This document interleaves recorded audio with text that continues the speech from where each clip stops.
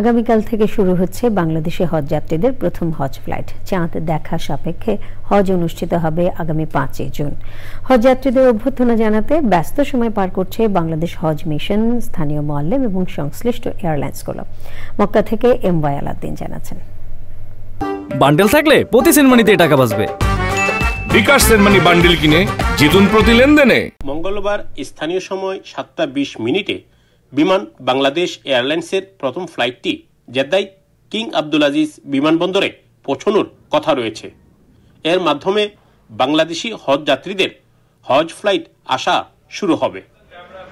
মক্কায় আমাদের সরকারি ব্যবস্থাপনার হাজির বাড়িগুলো রেডি, আমরা সর্বশেষ প্রস্তুতি নিচ্ছি।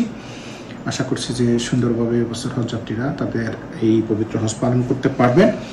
হাজী সাহেবদের খেদমতের জন্য আমরা মক্কাতে 261 জন, মদিনাতে 94 জন এবং জেদ্দাতে 50 জন হজকর্মী নিয়োগ দিয়েছি। ইতিমধ্যে বাংলাদেশ থেকে হজ যাত্রীদের স্বাস্থ্যসেবায় শতাধিক চিকিৎসক ও নার্স সহ সম্মিলিত মেডিকেল টিম মক্কা ও মদিনায় পৌঁছেছেন। আবার কাউকে সংশ্লিষ্টরা জানিয়েছেন, হজ যাত্রীদের অভ্যর্থনা জানাতে বিমানবন্দরে উপস্থিত থাকবেন সৌদি আরবে নিযুক্ত বাংলাদেশের রাষ্ট্রদূত ও বাংলাদেশ কনসুলেটের কনসাল জেনারেল সহ সৌদি সরকারের উচ্চ পর্যায়ের কর্মকর্তারা। خدمة حجاج ضيوف بيت الله الحرام من دولة بنغلاديش. طبعا المكتب مسخر لخدمة هذه الفئة من الحجاج. হজ যাত্রীদের সর্বোচ্চ সেবা দিতে হজ এজেন্সির প্রতিনিধিরা মক্কায় অবস্থান করছেন। আমাদের সকল প্রস্তুতি সম্পন্ন হয়েছে ইনশাআল্লাহ।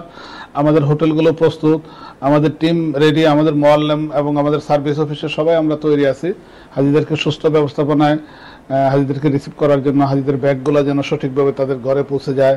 সবকিছু ঠিকঠাক থাকলে বিমান বাংলাদেশ এয়ারলাইন্স, সৌদি এয়ারলাইন্স এবং ফ্লাইনাসের মাধ্যমে বাংলাদেশ থেকে 87,000-এর অধিক হজযাত্রী সৌদি আরব এসে পৌঁছবেন পর্যায়ক্রমে, এমনটাই জানিয়েছেন সংশ্লিষ্টরা। সৌদি আরবের মক্কা থেকে এম.ওয়াই আলাউদ্দিন, চ্যানেল আই।